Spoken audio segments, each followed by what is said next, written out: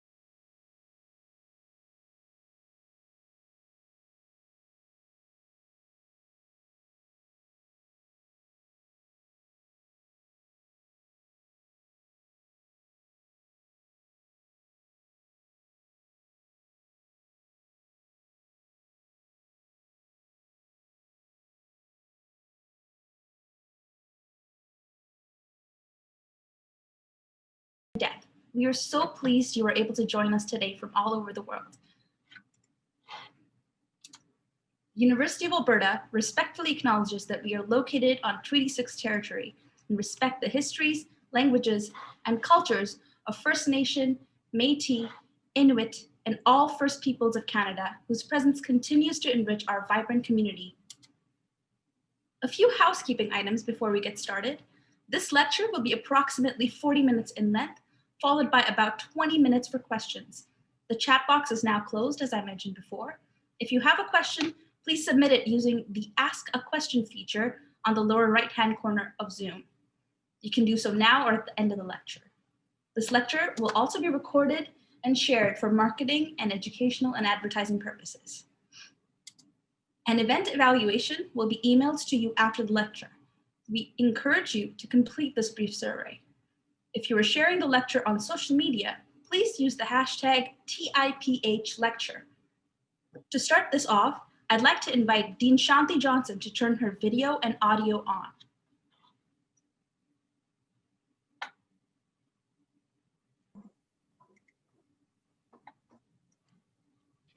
Wonderful. Thank you, Hirsch, for welcoming all our participants today in this webinar. Let me add my warm welcome as well to the 11th installment of the School of Public Health. This is Public Health Lecture.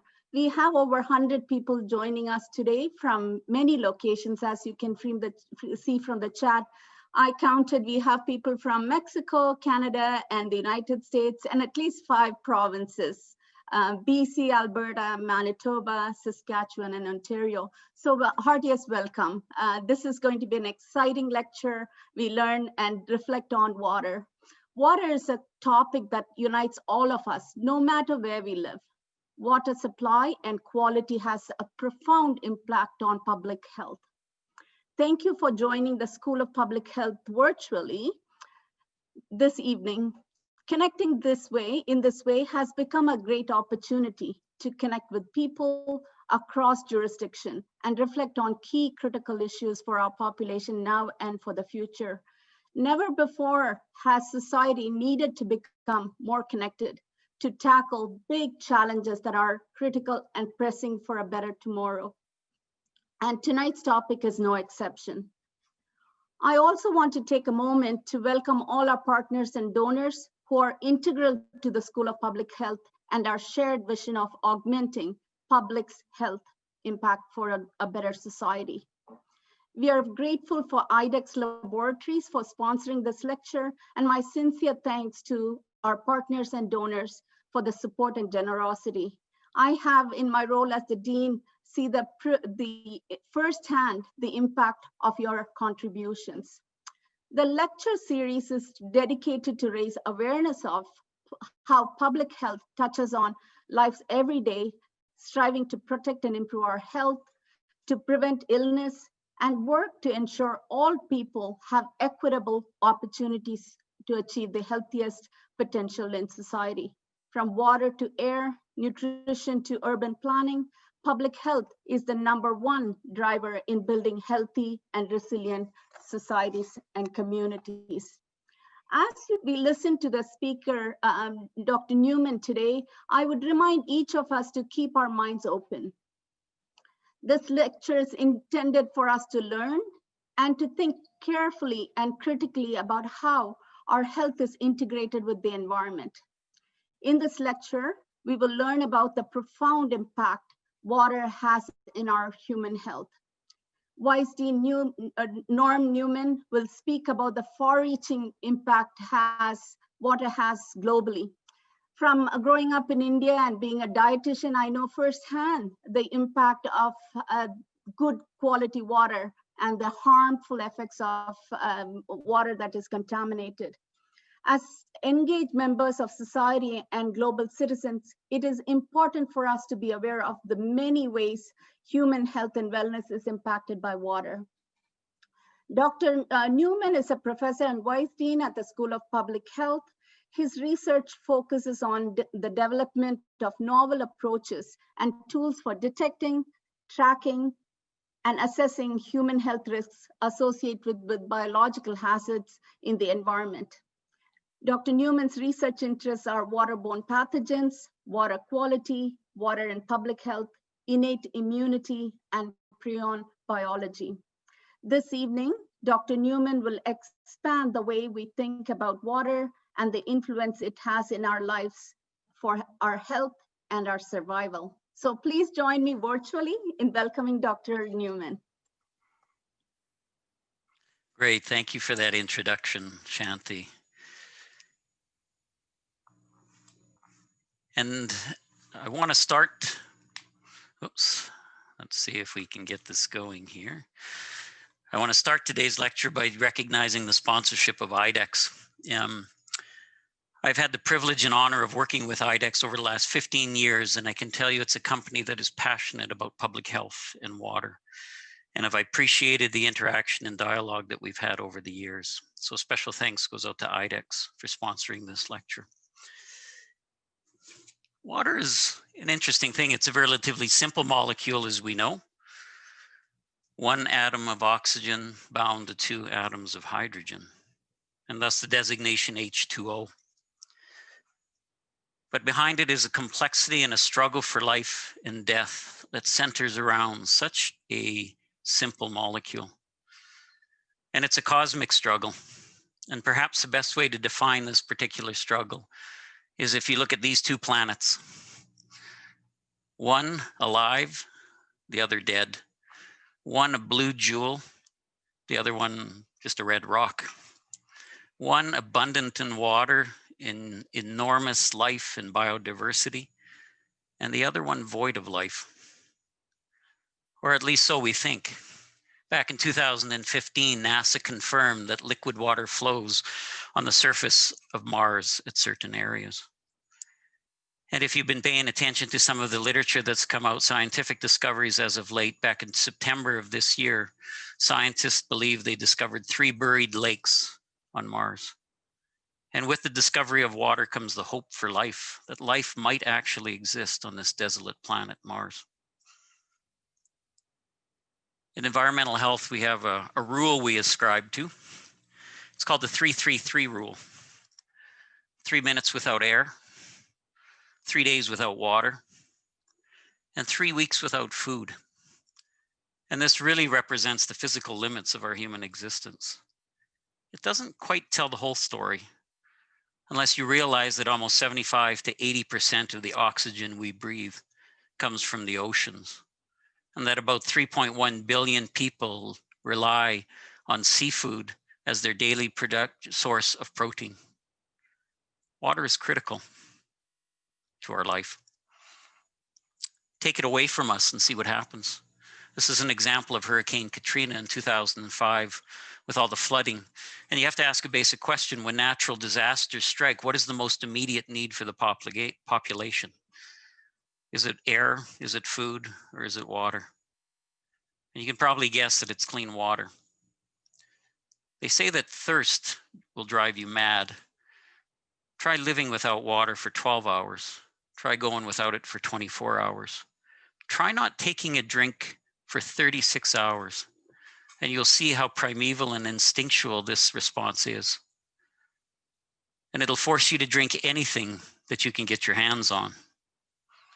And precisely why this cemetery stone reflects the other side of water, to the memory of those inhabitants who died from cholera during the epidemic of 1832 and are here interred. But it's more than that. Beyond the immediate need to support life and survive, how important do you think water is to you? In order to really understand how important water is to you, you need to understand the concept of a water footprint. And the water footprint includes all physical water and virtual water demands, and really all things produced, eaten, or grown require water. And that's the concept of virtual water. In other words, the production of 1 kilogram of beef requires approximately 15,000 liters of water to produce. It takes about 140 liters of water to produce and grow the coffee for 1 cup of coffee. An interesting study by Dutch scientists in 2007 on ecological economics looked at how much water is required to fulfill the Netherlands, a small country, with their coffee and tea needs. And they estimate that it takes 2.7 billion cubic meters of water, which is equivalent to 2.7 trillion liters of water to supply the Netherlands with their coffee and tea needs. It takes 40 liters of water to produce 1 silicon computer microchip, and you need about 7,500 liters of water to grow the cotton to produce 1 pair of jeans. Water is a lot more than what flows out of our tap. And unfortunately, we tend to think that water only relates to this domestic use of 1%. This is a paper from the US Geological Survey that estimates the use of water in the United States in 2015. And we forget to realize that water is required for irrigation and for growing our food. It's important for our industry. It's important in power generation. And this really represents the ecological footprint of water for us as a human species. And when you start thinking about the water demand, the numbers are mind-boggling. In the US requires 322 billion gallons of water per day. That's equivalent to 1.27 trillion liters per day, or 3,750 liters per day per person, to meet that ecological footprint that we have. The numbers become astronomical when we think it on a yearly basis, 445 trillion liters of water per year. That's equivalent to 1,369,230 liters per year per person, or about the volume, half the volume in an Olympic-sized swimming pool per person per year. And an Olympic-sized swimming pool is 50 meters long, 25 meters wide, and 2 meters deep. In Alberta, it's very similar. This is a report released by the government of Alberta in 2009 talking about water allocations in Alberta. Now, water allocations are a little bit different than use. Water allocations are water that is set aside for an intended purpose. And in this case, almost 45% of allocated water in Alberta goes towards agricultural food production. About 40% goes to commercial and industrial purposes. And in municipalities consume about 11.3 of the water allocation resource. Again, the numbers are mind-boggling. 10 billion cubic meters of water is put aside to meet the ecological demands of Albertans. And when you realize that 1 meter cubed of water is equivalent to 1,000 liters, that comes to almost 10 trillion liters of water. That's equivalent to 2,355,144 liters per person per year in Alberta. Essentially, the government of Alberta sets aside an Olympic-sized swimming pool for every man, woman, and child in Alberta to meet the ecological footprint we need as a province. To put it a little bit into perspective a little bit more, as I've already said, daily water use in the US is about 1.27 trillion liters today. Let's compare it to a different commodity that we're more familiar with maybe, and that's this: oil. US oil production output is about 12.5 million barrels per day. and each barrel holds about 200 liters of oil. And so this equates to about 2.5 billion liters per day, a fraction of what the water demand is for that same country. And it leads to a very important question. What really drives our economy? Is it water or is it oil? Wall Street Journal video had this to say: is water the petroleum of the next century? Nearly half of the world's population will live in areas of high water stress by 2030. Impacts Assessment Management Group founder Ian Sim discusses how to invest in water. The Financial Times: water set to become more valuable than oil. Even large banking institutions recognize that water is the oil of the 21st century. So water is also about power, security, and prosperity. Or if you perceive it as a commodity to trade and sell, perhaps it could become a mechanism of oppression, control, and poverty. Two faces to water, life and death. To really understand this equation of life and death and the power and security associated with that, any economist will tell you have to understand a little bit about supply and demand. So this is an example of the world's water supply. Roughly 96.5% of all water you see on Earth resides in our oceans, but only about 2.5% constitutes fresh water. And although we're getting better at using our water and we're looking to the oceans at supplying our needs through the ability to desalinate water and use it for intended purpose, we still largely rely on fresh water. And it's important to understand that only 2.5% of all water on Earth is fresh water. And of that, most of it is tied up in glaciers and ice caps. Almost 70% is tied up in glaciers and ice caps and not readily available or usable to us right now.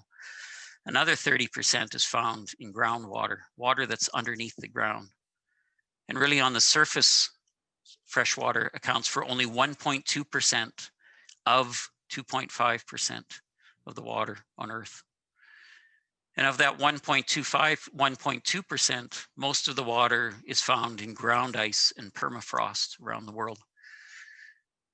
So when you look out and you see the North Saskatchewan River, you go for a walk along the Bow River in Calgary, realize that rivers themselves only constitute about 0.49% of 1.2% of 2.5% of the freshwater supply on Earth. And my point here is, although water is a renewable resource, it's not infinite. And so the other part of the supply-demand equation is demand. What is our demand for fresh water? So from the beginning to the end of the 20th century, our thirst for fresh water has increased sixfold. And between now and 2050, global water demand will increase 30%, from a mind-boggling 4,600 cubic kilometers of water to 6,000 cubic kilometers of water. Agriculture consumes 70% of available water resources, and global food production is estimated to increase 60% by 2050. Part of that as we become more affluent and the need to fulfill the needs of our existing population, but then also to accommodate the growing population. It's estimated between now and 2050, global human population will increase from 7.7 billion to 10.2 billion. We'll have another 2.5 million people demanding the same ecological footprint that we want.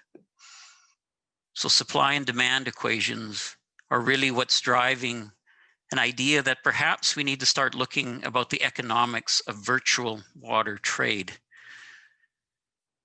And the idea here is that could the future global economy be built around environmental credits in carbon and water? You see, we as humans are only as healthy as the environment we live in. And as the environment consistently gets eroded, our ability to achieve optimal health is declining. As the ceiling declines, so is our ability to achieve that optimal health. And some believe that the only way to really set this straight is to look at future sustainability of environmental credits in carbon and water. And precisely why hydropolitics will shape the 21st century. It's interesting that an intelligence report coming out of the intelligence community in the US and a report produced by the Director of National Intelligence in the US wrote a report on global water security in 2012, and it talked about water and geopolitics. And the intelligence community assessed that during the next 10 years, water problems will contribute to instability in states important to US national security interests.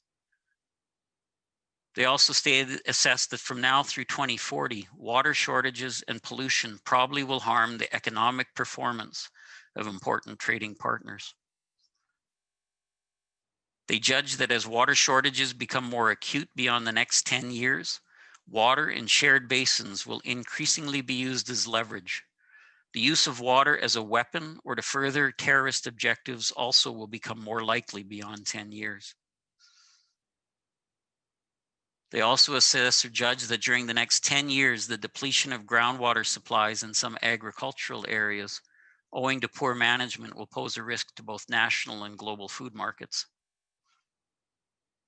And they judge that from now through 2040, improved water management, example pricing, allocations, and virtual water trade, and investments in water-related sectors such as agriculture, power, and water treatment will afford the best solutions to the water problems of the world. If you look at global water security today, scarcity and geopolitics, the World Bank estimates that 55% of India's major cities will run dry of water in 20 years. And that was a report published in 2013, 7 years ago.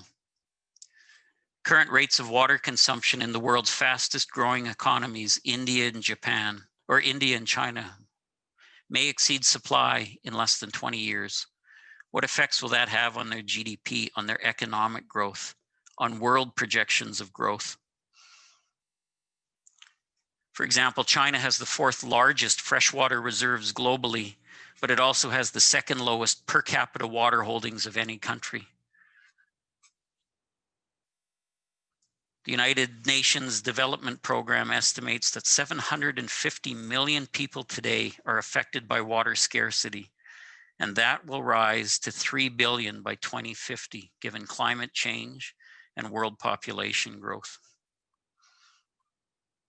If you look around the world and you say, what are the top 10 countries facing water scarcity today?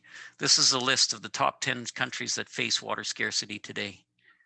And it doesn't take a rocket scientist to know that they're not the most politically stable countries that we see in the world.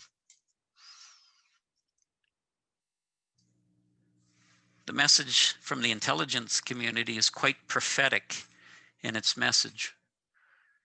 And there's a drive to become a dominant world players in the water market. As an example of this, Ethiopia's recently built a $5 billion dam to dam the longest river in the world, the Nile River. And the project could turn it into Africa's water powerhouse. And you need to understand a little bit about the geography of Ethiopia. And this dam is known as the Grand Ethiopian Renaissance Dam on the border with Sudan. And what you can tell from this map is that really the countries of Sudan and Egypt rely extensively on the Nile River as their source of life. And now their source of life is controlled by a different country, which if you've read the news as of late, even as late as August 13th, 2020, you realize that this is the dam that Egypt has threatened to go to war over. And tensions are arising on this, not just in Egypt, but also in Sudan. And this struggle and this conflict exists not just in this area, but there's tensions that occur in other areas, such as reflected by this, are India and Pakistan on the verge of a water war. When you realize that India and the Himalayas mountains hold vast water resources as well, and that they flow through India and go to your enemies, shall we say, what ways can we control the enemy by controlling the water and the amount of water that comes? And so, as mentioned by the intelligence community, global conflicts in water will arise, particularly as we begin to realize how valuable water really is. What about Canada? Canada has 20% of global freshwater resources. So when we think about power, security, and prosperity, Canada is viewed as a potential superpower and growing superpower due to its global freshwater resources that we hold. And there's questions that are raised that if water is an essential human right, what is Canada's future role in the unfolding humanitarian crisis of water scarcity and supply that's occurring around the world today? Canada may be forced to take on humanitarian aid associated with the provision of water to other countries. But then again, who are we to provide humanitarian aid when we can't even provide safe drinking water to our own people, particularly people like First Nations and Indigenous communities in Canada? And it's a persistent problem. And you may be familiar with the most recent one in Escantaga First Nation in Northern Ontario, where they've been suffering from a boil water advisory for 25 years. So what do you see in water? Do you see power, security, and prosperity? Or do you see a future commodity that drives oppression, control, poverty, vulnerability, dominance? The two faces of water. I want to shift gears a little bit and talk about clean water and waterborne disease. And this is an area of research that we're actively involved in. And it's probably that area that's most common to us in the struggle of life and death. And quite simply, water that is free from disease-causing microbes represents life, health, and vitality.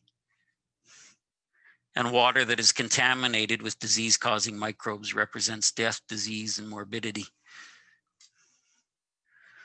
The World Health Organization produces a global drinking water supply and sanitation report every decade. And in it, they look at what progress we're making towards sustainable development goals and providing improved water supplies to the world's population, as well as sanitation. And in 1990, 79% of the global population in the world had an improved water supply. And by 2000, we had about 82% of that population with an improved drinking water supply. Likewise, in sanitation, 55% of the world's population had access to sanitation in 1990, and that was bumped up to 60% in 2000. But when you balance this against population growth in that decade, we really haven't made much progress in the sheer number of people that still lack these services. So in 2000, 1.1 billion people roughly still lacked improved drinking water supply, and 2.5 billion still lacked sanitary services. In 2014, as populations increased to 7.2 billion, there was still 750 million people lacking in improved water supply.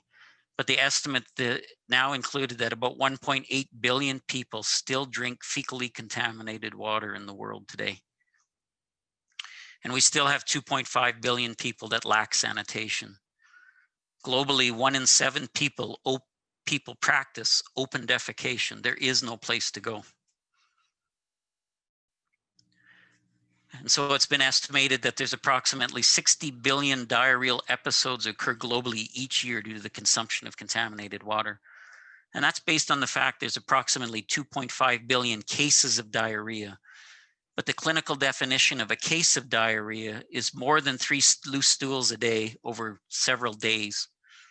And it's estimated that water is a root cause in 88% of the 60 billion diarrheal episodes that occur, the majority of which occur in children below the age of 5.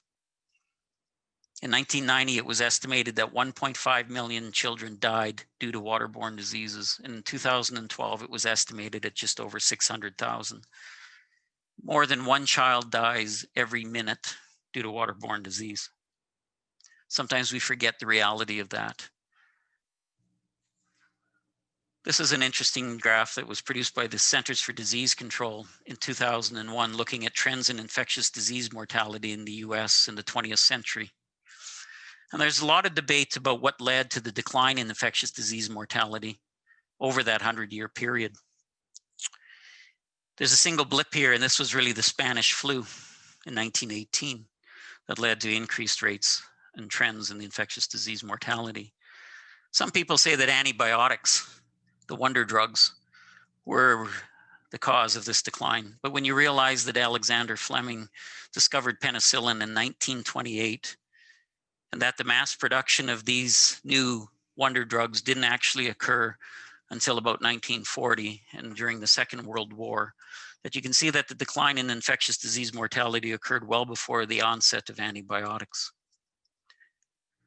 Vaccines are also an important public health strategy, but vaccines can't quite explain the decline in infectious mortality either, because a vaccine targets a specific disease or a specific infectious agent. So for example, in 1916, we had typhoid vaccines, but it was generally felt that even typhoid became under control thanks to new improvements in drinking water and sanitation. In 1922, schools across the US required smallpox vaccination as a mandatory requirement for attendance into schools.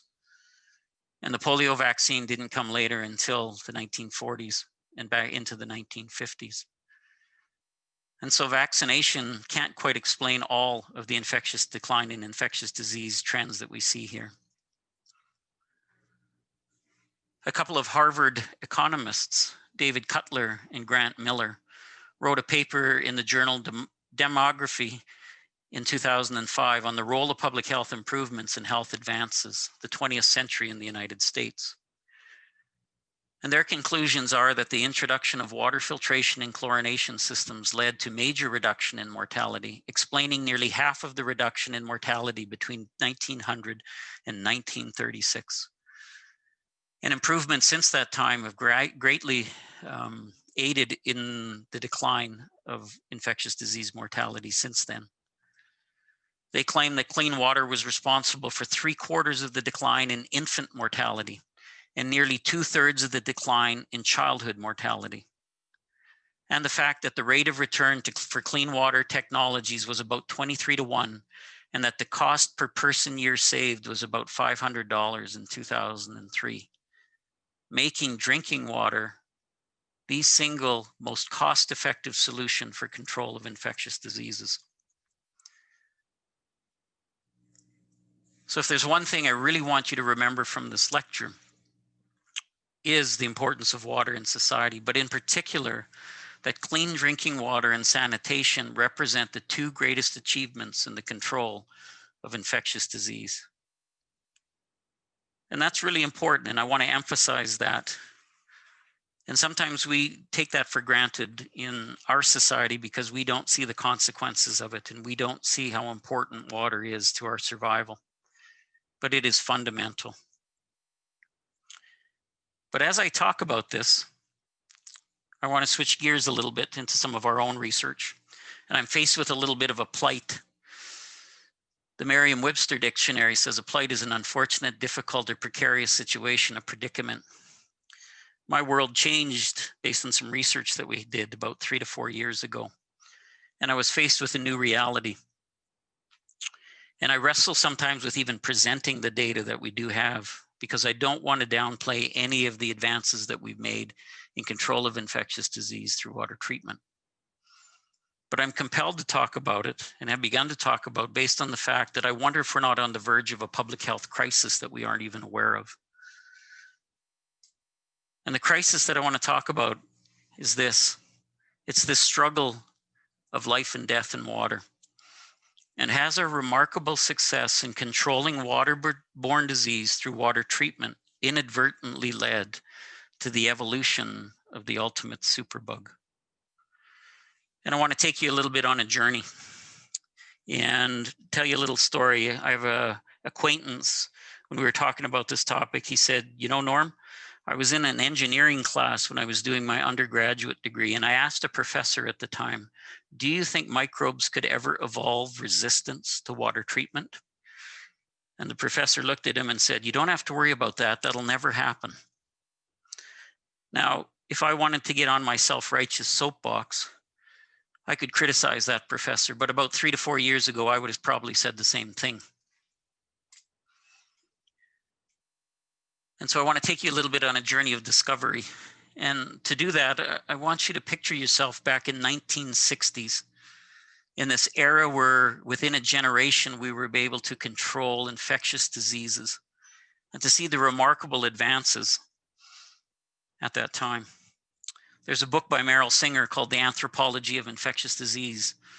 And Merrill goes back to look at what society was really thinking about back then in 1963. And it's interesting what we were thinking both as society and as scientists. She quotes an author by the name of A.D. Cockburn, a prominent evolutionary biologist at the time, in his book, The Evolution and Eradication of Infectious Diseases.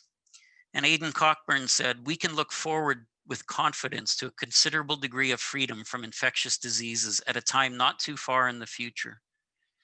Indeed, it seems reasonable to anticipate that within some measurable time, all major infections will have disappeared." Do you blame them? Look at the decline. Look where society was. There was great hope. It's also alleged that a couple of years later, the Surgeon General of the US, Dr. William Stewart, was at an infectious disease conference in Washington, D.C., where he said, "It's time to close the book on infectious diseases." A contemporary of these people was a fellow by the name of Sir Macfarlane Burnet, and he wrote a book called The Natural History of Infectious Disease. And he states, "One can think of the middle of the 20th century as the end of one of the most important social revolutions in history, the virtual elimination of the infectious disease as a significant factor in social life." There was great hope. But I want to take you now to 2014, and I give you this report to read, and it's from the World Health Organization, and it's entitled Antimicrobial Resistance. And you open the very first page of that document, and you look at the very first paragraph in the foreword of that document, and you read this, excuse me, "Antimicrobial resistance within a wide range of infectious agents is a growing public health threat of broad concern to countries in multiple sectors. Increasingly, governments around the world are beginning to pay attention to a problem so serious that it threatens the achievements of modern medicine. A post-antibiotic era in which common infections and minor injuries can kill, far from being an apocalyptic fantasy, is instead a very real possibility for the 20th century. It's estimated that by 2050, infectious diseases will once again reign as the #1 killers in humans." So you see, there's a lesson to learn, that what was our savior in 1963 is now our demon. And it tells us a very important thing that we as scientists and society really need to understand, that pride goeth before destruction and a haughty spirit before the fall, coming out of the good book in Proverbs 16, verse 18. We can't take this for granted. Sir Isaac Newton's third law of physics says that for every action in nature, there's an equal and opposite reaction. And Sir Isaac Newton was talking about principles of physics and described the contention of force as we understand it. But the same can be said in biology, that every time we try to manipulate, exploit, or alter the natural order of things, nature will respond. And so if we take these principles and warnings about antimicrobial resistance to be true, then could our efforts to treat water also be having unintended consequences? In other words, could microbes be evolving resistance to water treatment? And could water treatment be a driving force behind the evolution of this resistance? And could this become our Pandora's box? The story of Pandora's box comes from Greek mythology, and it's an interesting story. It's a story about two brothers, Prometheus and Epimetheus, who were titans in Greek mythology. Prometheus is said to be the creator of humans. And when he created humans, he went to Zeus, a god in Olympus, and asked for a gift to humans, which was fire. And Zeus refused to give him fire. So Prometheus stole it. And Prometheus was banished, and Zeus was furious with mankind and wanted to punish mankind. His brother Epimetheus married a woman by the name of Pandora. And Zeus and the gods of Olympus gave Epimetheus and his wife Pandora a box.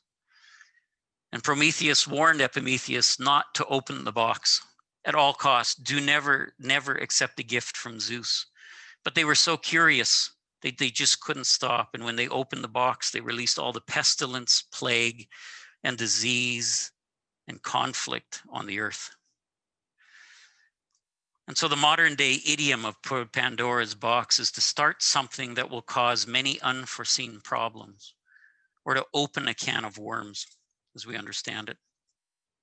In order to really understand this, you have to understand what we were looking at when we started this process about 4 years ago. And it's important to really understand a little bit about the sanitation process. You see, when you flush your toilet, your water goes to the wastewater treatment plant or a sewage treatment plant, and it's highly contaminated with bacteria. In this case, we look at something called E. coli. There could be as many as 100 million E. coli or more per 100 mLs of water. And we treat that water through a number of technologies to the point where the number of E. coli goes down to about 100.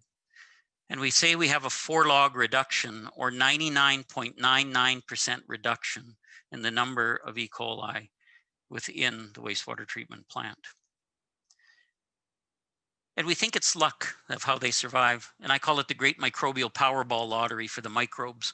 It was lucky I survived the kill today. If I went back to the beginning of the sewage treatment plant, I'd probably die, but I was lucky. And so our research addressed a very different question, because we realized that these treatments we give them under are strong natural selection forces that may drive evolution. And so we asked a fundamental question: why did the 100 E. coli survive and the other 999,900 die? Was it really luck? And I can tell you that inactivation or killing of microbes across this process is not random. The 100 E. coli that survived, they survived not because they were lucky, but because they had what I would call microbial Kevlar. In other words, they were wearing bulletproof vests. And what's interesting about these bulletproof vests is that they're encoded in their genetics, and therefore they can pass on their bulletproof vests to their progeny. And we've published a number of papers related to this over the last 3 years. And there's one paper that I want to focus on, and one that we published just this year in Applied and Environmental Microbiology, looking at the mechanism of resistance and just how resistant these organisms could become. And I promise I'll only show you one data set, and this is it, where we compared resistant strains to susceptible strains of E. coli. And we compared them against heat and chlorine. And when we look at heat, we found that the resistant strains were 100 million times more resistant to heat at 60 degrees than susceptible strains. And how you read this graph is as follows. This is a log scale on this y-axis, but you read it as follows. If I had 100 million E. coli of a susceptible strain, and I treated it with 60 degrees Celsius for 5 minutes, I would kill all the bacteria. Look what happens in this strain. If I had the same number of bacteria, 100 million bacteria, and I treated them at 60 degrees Celsius for 5 minutes, I'd be lucky if I killed one.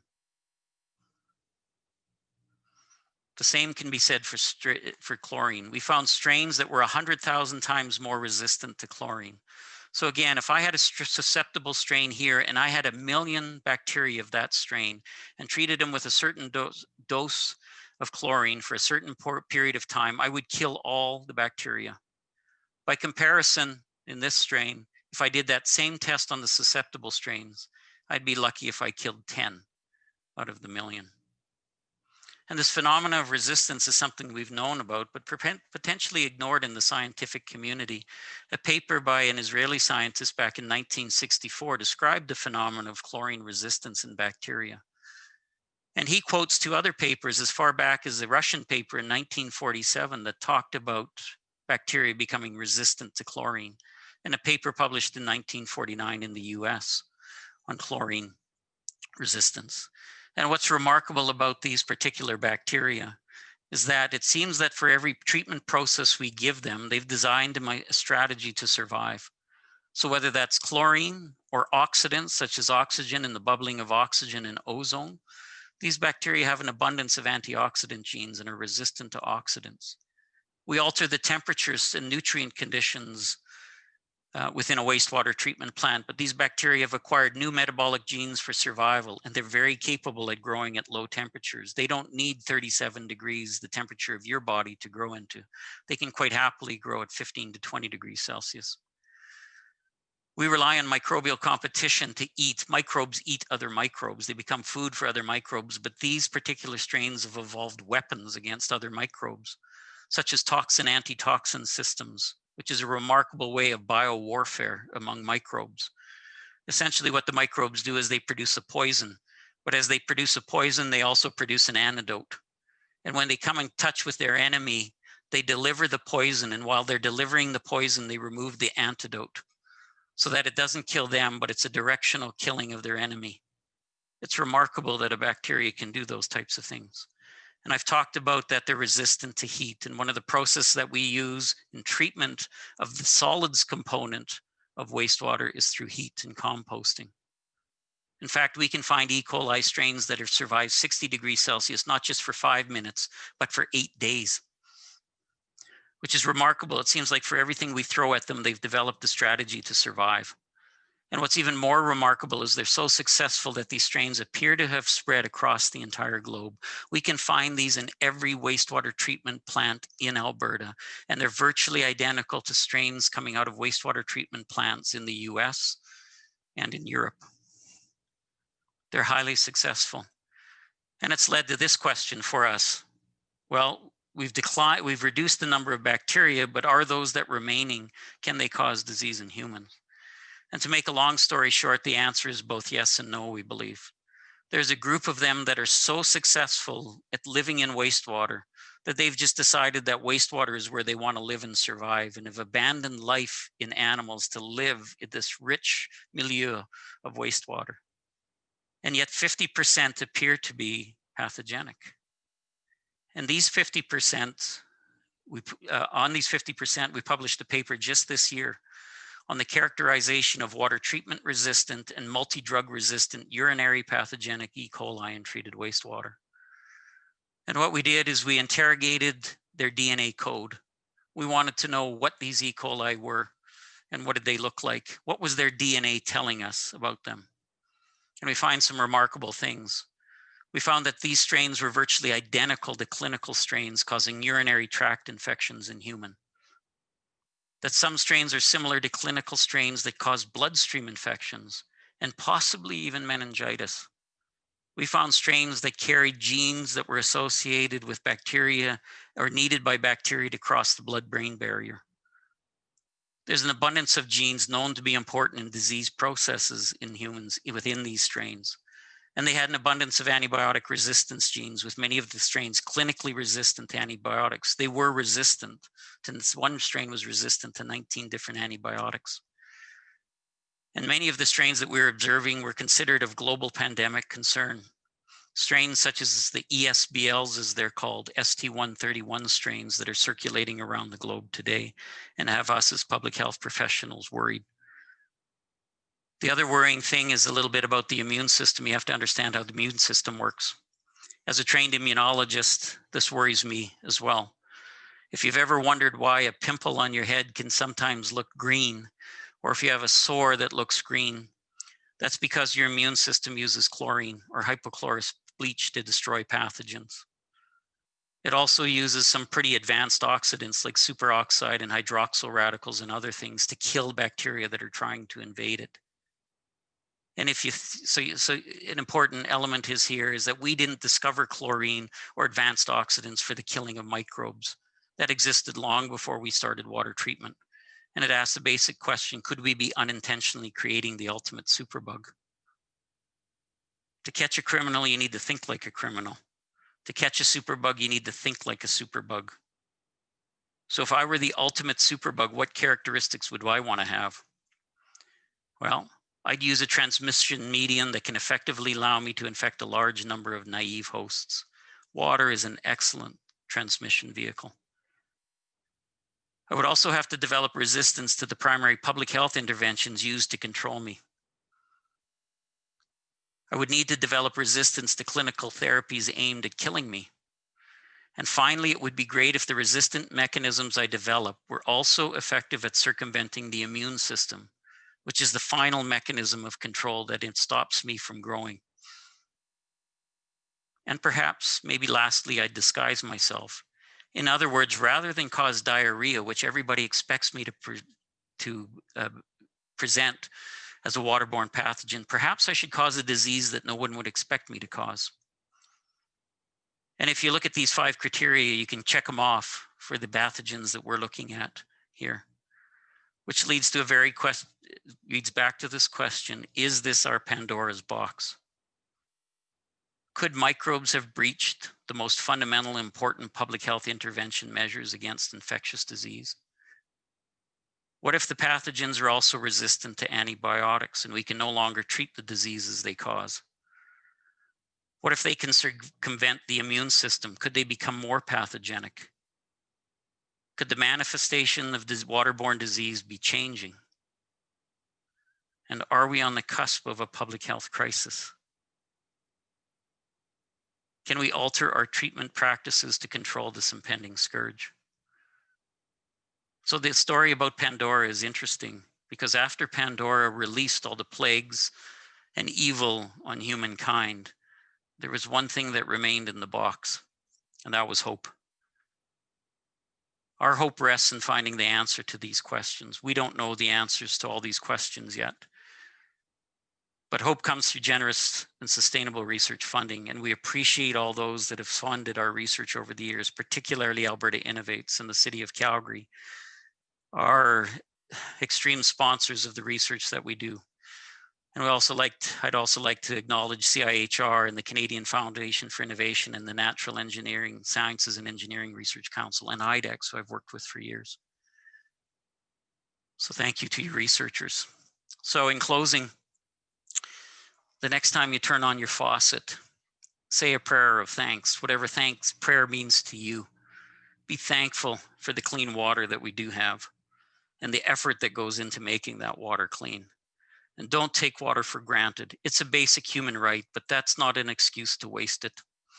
Realize that having this in such abundance is a social privilege, and be a steward of water. Recognize and appreciate that the water you see flowing from your faucet is a small fraction of the water you need and depend on. And ask yourself, why do I need it? Do I really need this much? And how can I reduce my use? And really make a promise to yourself to become more aware of water issues locally, nationally, and globally, and promote sustainable use and advocate for social justice of water as a basic, essential human right. And the reason this is really so important is because this is public health. So thank you all for listening to this lecture in the series. Thanks.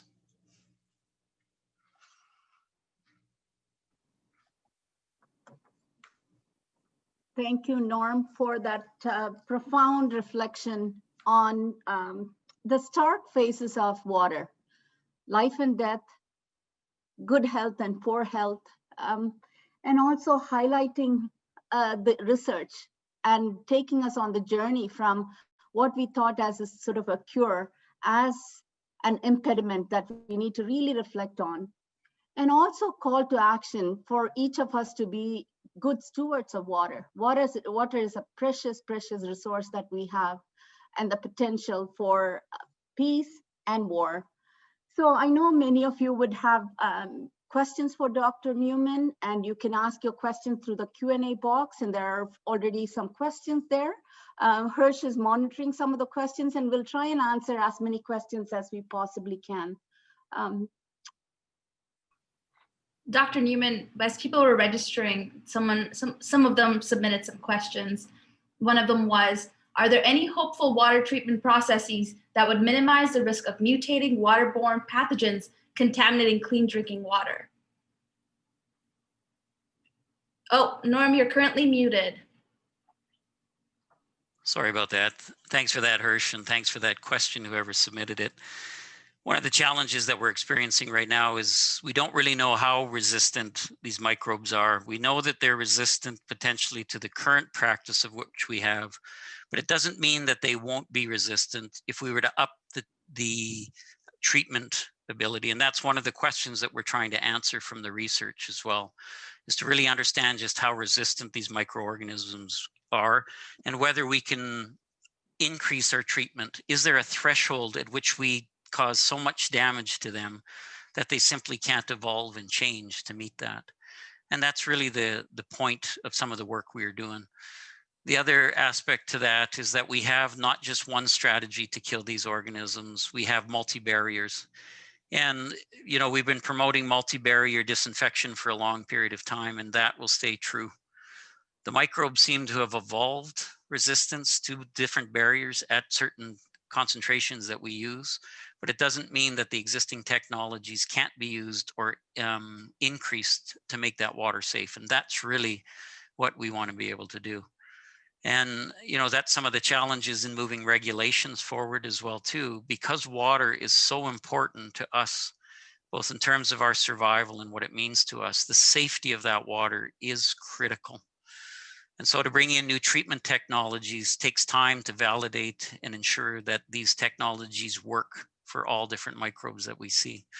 And so we believe that really the approach to this is to use existing technologies and perhaps bump up some of the treatments in multi-barrier ways to control what we could see as a potential threat to human health. Thanks, Norm. We've got another question here from the audience. Daniel asks, considering how wastewater treatment seems to be selecting for the emergence of these superbugs, how do nations that lack access to clean water solve their issues of clean water accessibility without going down the same path? Yeah, it's a good question, Daniel. It's a struggle that we all face. And it's a struggle that we have to think about as we also consider providing clean water and working towards delivery of clean water to those people that don't have clean water. And so we know from some of the work that we've done is that where we're seeing some of the more resistant patterns, we know that they're in westernized countries that have had these types of tools for some period of time. So we don't know the extent of how broad these may be in other water systems, for example. But clearly, as these bacteria start evolving resistance, we need to really think about that and think about it in terms of our future delivery of safe, clean water to other jurisdictions who currently don't have those as well, too. It is a very difficult topic and something that we definitely need to keep in mind. Thank you. I have a question here from Morteza. Thank you, Dr. Neumann. Which one do you think comes first, water war or oil war, and how can one of them affect the other? That's a great, that's a great question, Morteza. And if I had an answer to that, I might win a Nobel Peace Prize. And I don't know what the answer is to that question. Clearly, oil has been a major driver of world economy and dominance. And we're starting to see that particular shift. And I think it will become more prominent as we start looking at renewable energies and understanding the importance of environmental sustainability on our human ecology, and that includes water. So if I was a betting man, and I'm not a betting man, but I would say water will become the bigger driver of our economy in a very short time here, particularly as we start seeing the phase out of fossil fuels and other types of things, or the reduction in those things over time. So, and that's what will replace that struggle, will be some of the environmental parameters, as we've talked about, trade in carbon and trade in water to become more dominant in global society. Thanks, Norm. Another anonymous question here. It seems that we should really establish a National Water Institute, as it appears that water issues require multidisciplinary action. Is this something that you see that Canada should start doing? That's a great question. It's interesting. Prior to coming to my academic position here, there is a National Water Research Institute in Environment Canada. But like many things, I think what we need a focused effort to bring those disciplines together to really tackle some of these big problems. As we say, water will not only, the challenge that I talk about is probably minor in compared to the geopolitical frameworks that water plays out on. And so you're absolutely right, water transcends many different disciplines. And, my opinion is that it's so important to our future, and that we hold 20% of all freshwater resources. that I would agree that some kind of national body of extreme level and importance needs to be players at the table to provide guidance and direction to both federal and provincial governments in these types of issues, and have the influence to, or have the power to influence some of those decisions that are being made. Thanks, Norm. I have a question here from Benita. Are the 10 countries that you listed as having water scarcity, is it a water scarcity issue or a safe, clean water scarcity issue? Most of the countries that I have listed down there are water scarcity issues, as opposed to safe and clean water issues. It can be both, obviously. If you think about what's happening in Yemen right now with the wars in Yemen, we also have cholera outbreaks occurring within Yemen. And so it's somewhat of a double-edged sword, these things, and you get a bit of a double whammy. It's both water scarcity and then the inability to provide safe, clean water. But in other jurisdictions that are lacking in water scarcity, there can still be good water quality. So for example, Israel is a leading nation in water quality issues and water reuse and creation of clean water, and yet they lack a lot.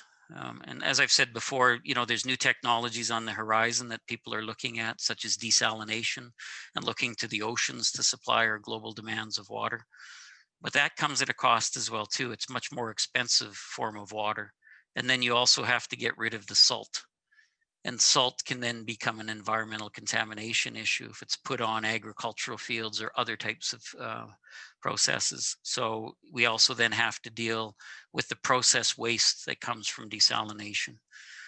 And so, you know, it is both an issue of water scarcity and quality, Benita. But the bigger fear is the geopolitical nature of these have driven certain countries towards these brinks related more to scarcity.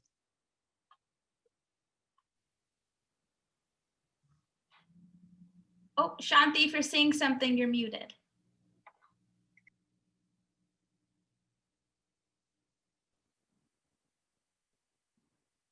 No, you go. Maybe I'll ask a question here. I think this is a very important question from a public health and research community perspective. What can we better unite the global scientific community around this research? Yeah, I mean, it's a good question, and it's always ones that plagues us. We do have quite a strong international global scientific community. The challenge really rests around the fact that we're very divisive in what we think are the best solutions for each of us in it, and what really constitutes clean and safe water and abundance of water. And so, you know, I think our best strategies is what we're doing here is education, pushing, becoming more involved, people becoming more involved in water rights issues, of water use issues, to become more aware of the global and national politics that's associated with water, that it's more than just something that comes out of your tap, that it's much more than that. For every drop that comes out of your tap, there's 100 drops that go towards meeting your ecological demand. And people and everybody need to understand just how much water that is. When I was talking about just the sheer volumes, it's hard to picture some of these volumes that we talk about. So when the Alberta government designates 9 billion cubic meters, it's hard for us to picture that. And the way that sometimes I picture it is if you took every drop of water out of the North Saskatchewan River that flows past Edmonton day and night, every day of the year, that wouldn't be enough water to meet the allocated demands the government has. So it gives you a picture of just how much water is allocated to meet the ecological footprint that we have as humans. And the numbers become mind-boggling. And each country has different resources available to them. So to create the global community is really the best thing that we can do, is advocate, become more involved in it, have community participation in understanding the roles that waters play, and educating the general public about it.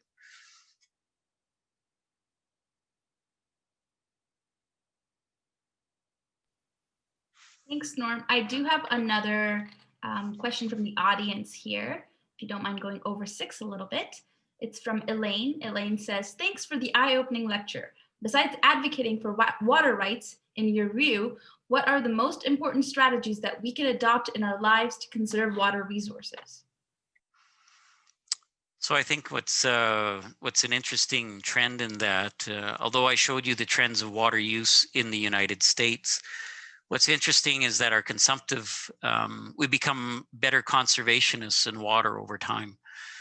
And so in the US, I can't remember the exact comparative years that they've done, but for example, the US uses 10% less water today in 2015 than they used a decade ago. So, water conservation becomes an important thing, and building awareness becomes important to that. I had an interesting dialogue one time with a colleague who, after presenting some of this data, simply said, instead of leaving my tap running while I'm brushing my teeth, I shut it off now. The other day I heard my toilet leak and I thought I better go get it fixed. And so there's some really practical applications for our understanding of this. We don't see it in Canada. We have 20% of global freshwater resources. We see an unending supply, but it is finite. And so I think conservation strategies become really important. I support increased pricing strategies associated with water. As long as it's cheap, then perhaps we don't really think that it's important. And perhaps we need to start thinking about pricing and pricing allocations and setting trade and market values of water that might exist. So I think there's a number of strategies that we could use.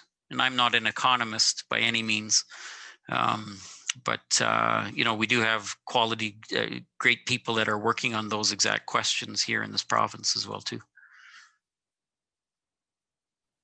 Perfect, thanks, Norm. I have a question from Misha. She says, thank you for your great presentation, Dr. Neumann. You mentioned that closely related isolates of resistant E. coli have been found in water treatment plants around the world. How is this possible? Yeah, it's a really good question. I wish I knew an answer to that, and it's quite bizarre.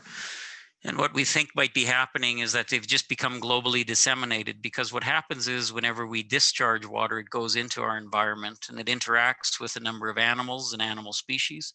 So for example, even migratory birds that reside in waters that where wastewater discharges may occur may actually carry those microbes to other areas and disseminate them around the globe. We don't know if the pressures and drivers within individual water treatment plants are also the ultimate drivers that drive this strain characterization, that this is the most optimal solution to survival in a wastewater treatment plant. These are some of the things that we are trying to look at and trying to understand. Thank you. I have a question here from Simon. Simon says, excellent presentation, Norm. Your work focuses on E. coli with some stark findings. Given the complexity of the microbial ecosystem, what are your thoughts or fears about the potential for these genetics resistant mechanisms in the broader microbial populations? Yeah, it's a fantastic question, Simon. And the proverbial answer to that is it's the tip of the iceberg. If these selection forces are working on E. coli is only one organism we're interested in. And what we're starting to see in many different sectors is the arisal of pathogens that are resistant to numerous treatment technologies. And a really good example is in that data set that I showed you on the resistance to susceptible and resistant strains. What's very fascinating about that is the genetic control mechanism that regulates that is a small piece of DNA. It's about 16,000 base pairs, and we call it the locus of heat resistance. And we actually see that locus of heat resistance in other bacterial strains that cause disease in humans, one being Klebsiella that causes infections in hospitals. And several hospitals have reported these heat treatment resistant strains that exist on pieces of equipment that we can't autoclave, that are subject to pasteurization temperatures. And these Klebsiella strains are now nosocomial infections that are in hospital settings that are related to that. And interestingly, those Klebsiella species are also resistant to things like bleach as well too. So it almost seems like the microbial community is sharing genes they have a collective sharing of these things and passing these genes among different strains. We call that as, horizontal gene transfer. And so the solutions of resistance in one bacteria can be transferred to other strains given a strong enough selection force that drives it. And so we really believe that it could be the tip of an iceberg that we are looking at. And we are looking at other possible emergence of pathogens of concern as well too. Perfect. Thanks, Norm. Considering the time, I'm going to pass it off to Shanti Johnson. Thank you so much, everyone. Wonderful. Thank you so much, Norm, for sharing your presentation and also for the many questions from our audience. We've reached the end of our time together after a fruitful discussions. I hope each of you will continue to build on the knowledge you have learned today and respond to the call for action. We all need to be better stewards of water and also pursue research that's in a sustainable context. I encourage you to share what you have learned with your colleagues and peers. And this lecture has been recorded, as Hirsch mentioned earlier, and will be available on our website tomorrow. I would also like to invite you to complete the survey to help us improve and build out programming that are compelling and insightful to the biggest public health challenges of our time. Before the end of the program today, I would like to share another example of how the School of Public Health is working globally on water and climate issues. Much like water, climate and climate change impacts all aspects of our health. Dr. Shirley Harper, professor and Canada Research Chair at the School of Public Health, is working to understand the resilience we have and the adaptation we can make to protect our health in the current climate crisis. Dr. Harper was recently lead author on the United Nations Special Report on Climate Change. We will include further information on Dr. Harper and Dr. Neumann's work in our follow-up survey. Here you will also be able to indicate if you'd like to learn more about how the School of Public Health is working at the nexus of public health, climate, and the environment. As public health advocates, partners, and alumni, we are the university's strongest ambassadors. So I hope you will share this story and others with your friends, family, and colleagues. And thank you again for joining us, and we look forward to being in touch very soon.